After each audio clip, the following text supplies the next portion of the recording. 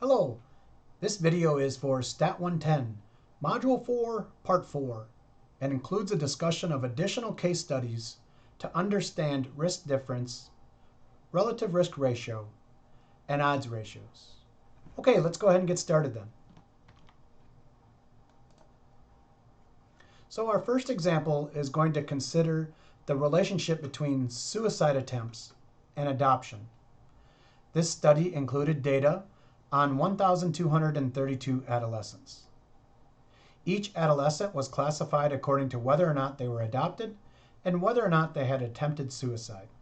The data are summarized here in a table of counts and also the corresponding row percentages.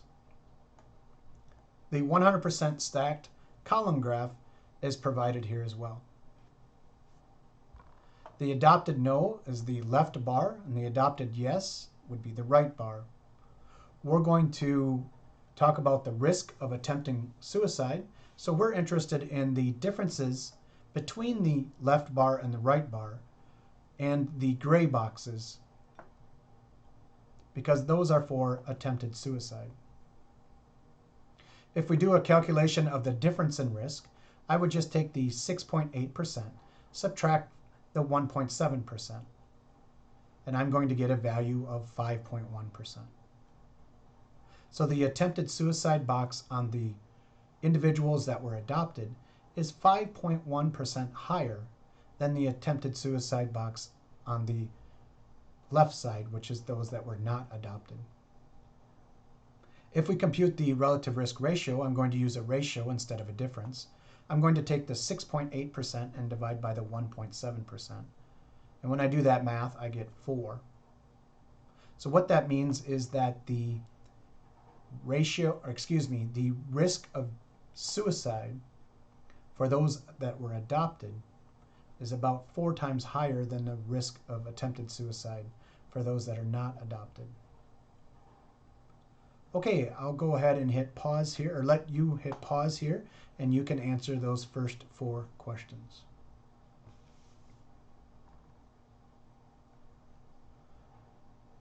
Okay, let us consider our second example. Our second example has to do with information regarding fatalities due to dog bites.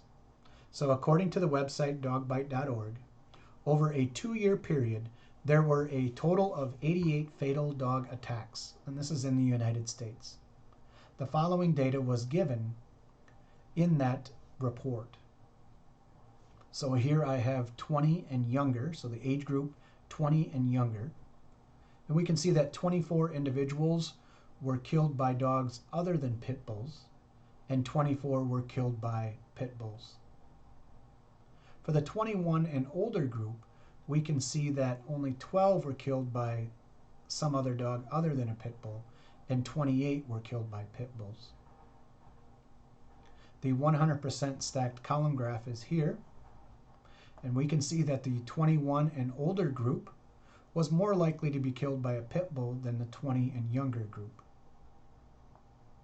And this is kind of surprising to me. I would think that more children would be killed by pit bulls than adults. But it's the other way around. A larger proportion of the people that are killed by dogs are killed by pit bulls for adults than people 20 and younger. If we talk about how different those are, we could talk about the difference in those, which would be 70% minus 50%, 20% difference. Or we could talk about the risk ratio, which would be this 70% divided by the 50%. So I'll let you answer those 3 questions there. Let's go ahead and hit pause and answer those now.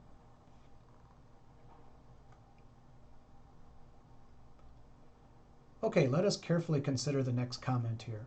And this is the notion of additional risk. So additional risk is sometimes used to identify the amount of risk above and beyond some sort of baseline value. The term additional risk is confusing because the amount of additional risk above and beyond from some pre-specified level can be computed in 2 different ways. So the first way would just be to look at the risk difference.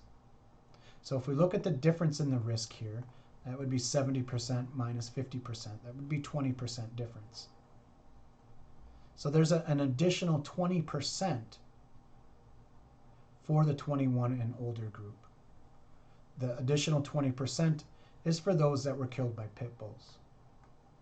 Now there's another way to look at that, and that is to do the following. They would take the risk ratio, so the 70 divided by the 50%, and then they're going to subtract that quantity from 1. So 1.4 was my risk ratio. I'm going to subtract 1, because 1 would be when they are the same.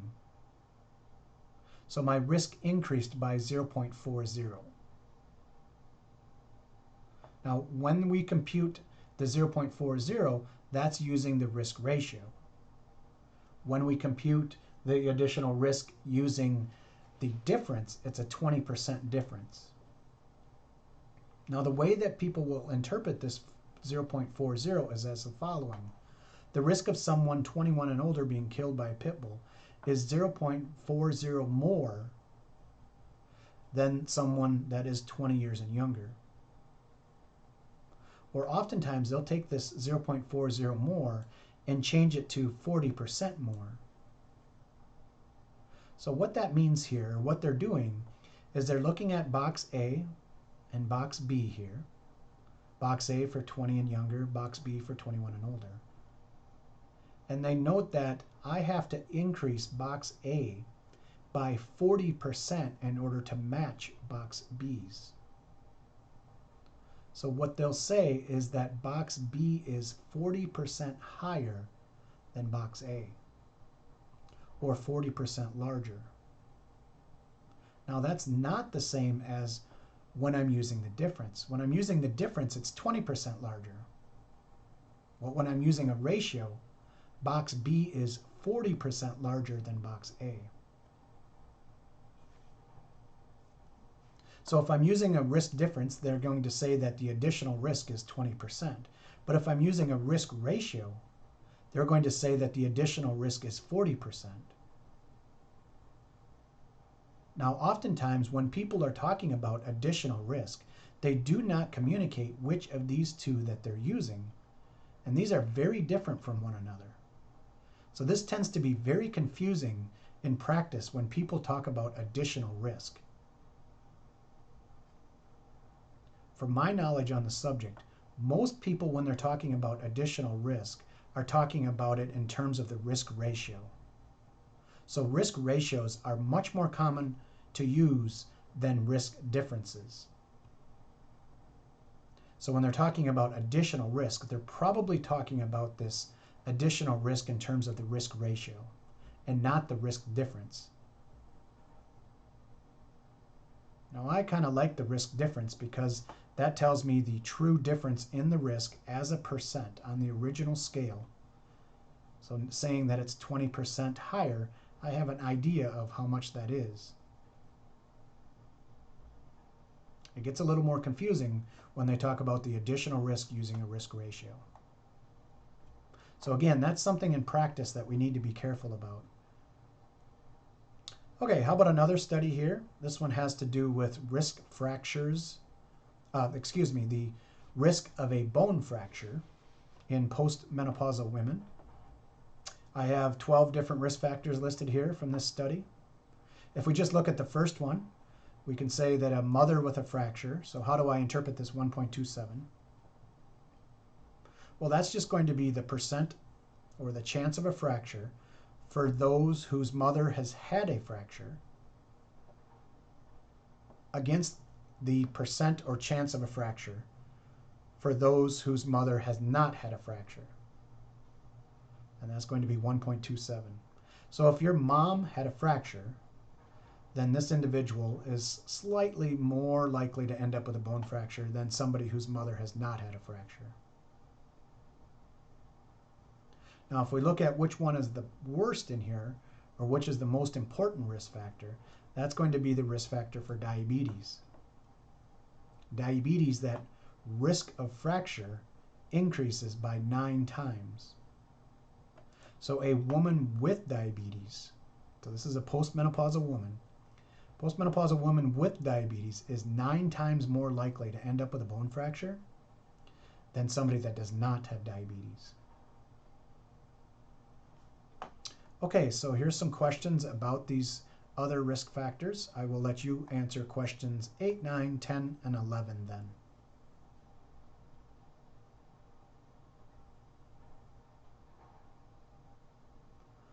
One thing I will note is that on question 9, the risk factor was actually less than 1. So the way that I modified that risk factor was just by flipping it around. So I took 1 divided by 0.54 and I get 1.85. And I reversed what they had in the numerator and the denominator. So again, the interpretation of a risk factor when it's larger than 1 is much easier than when it's smaller than 1. And we can just invert those by just dividing the quantity by 1. Or excuse me, 1 divided by the quantity. Okay, how about the last example here? And this is from the Minnesota Department of Corrections. There was a report that they put out, and they were looking at how effective the sexual treatment program was that they were using by the Minnesota Department of Corrections. In this study, there were a total of 1,020 people in the sexual treatment program so 1,020 that did not go through the sexual treatment program, and 1,020 that went through the sexual treatment program. This was the data in this study. These individuals were matched. So in other words, they found people that were similar and then tracked them after they were let go to see if they were rearrested. So again, these individuals were matched on their commonly known risk factors. So for every one individual that they had that went through the sexual treatment program, they found somebody that was similar to them that did not go through the sexual treatment program. And then again, followed both of those individuals after their release and determined whether or not they were rearrested or whether they were not rearrested. Now the rearrested numbers were divided out into these 3 categories: rearrested due to some sex crime, rearrested due to some other violent crime, or rearrested due to something else. So let us look at the odds of a rearrest for a person that went through the sexual treatment program. So if I use the sexual treatment program, yes, the odds of a rearrest are going to look at the number that were rearrested, which is going to be that 145 plus the 314 plus the 118. So there were a total of 577 people that were rearrested. 443 were not rearrested. So the odds of a rearrest for those that went through the sexual treatment program are 577:443. Now we can compute those same odds for those that did not go through the sexual treatment program. So that's what question 12 is about. So go ahead and compute those odds.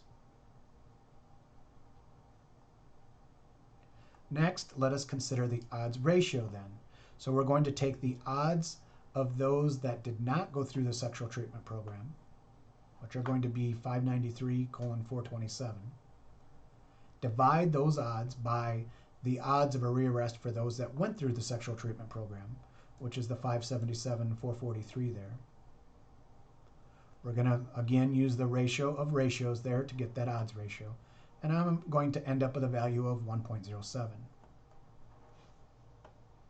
Interpretation of these odds here, question number 13, are going to be that the odds of a rearrest for somebody that did not go through the sexual treatment program, so that's what I put in the numerator, are 1.07 times higher than the odds of a rearrest for somebody that did not go through the sexual that did go through the sexual treatment program. So again, the order is the odds of those that did not go through the sexual treatment program are 1.07 times higher than the odds of somebody that did go through the sexual treatment program.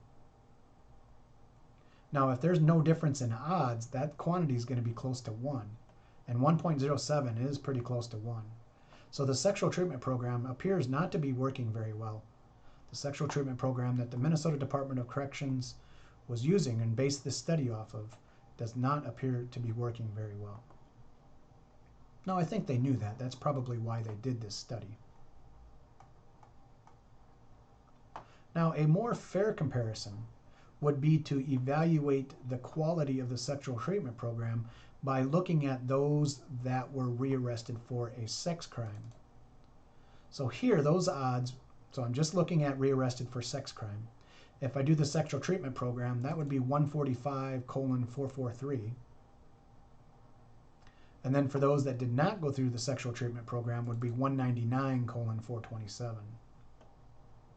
So that might be a more fair evaluation of the sexual treatment program, is to look at the number that were rearrested due to a sex crime. I think when you compute those odds ratios, you get about a 1.43 or 1.4. And that's a little bit further than 1. So that is a little bit more favorable in regards to the quality of the sexual treatment program. Now, one final comment about odds ratios, and relative risk ratios for that matter, is that it measures the effect on the response of one level of the predictor against another level. So it's relative to another level. So for example, suppose the odds of a rearrest for the sexual recidivism for those that completed the sexual treatment program was 10:427. So what that would mean is 10 people were rearrested for a sex crime and 427 were not rearrested. But this is not relative to the other group. So someone might argue that, well, these odds are pretty good. Only 10 were rearrested and 427 were not rearrested. But a statistician would say that has to be relative to the other group. So if those that did not complete the sexual treatment program, if those odds were, for example, 9:443, then that sexual treatment program is actually not doing anything at all. So even though only 10 were arrested and 427 were not, I got to compare that against what's happening in the other group. In this situation, it would be 9 were rearrested and 443 were not. But if, on the other hand, the odds of a rearrest for those that did not complete the sexual treatment program were 400:443, then the sexual treatment program would be working very, very well. So the point being that when I'm looking at odds here, I don't want to look at just that group in isolation. I want to compare that against the other group to see if things are getting better or not. And that's why we use an odds ratio, and we don't just look at odds by themselves. And the same thing can be said about the relative risk ratio. Okay, then that does it for Module 4, Part 4, additional case studies around risk difference, risk ratios, and odds ratios. Thank you.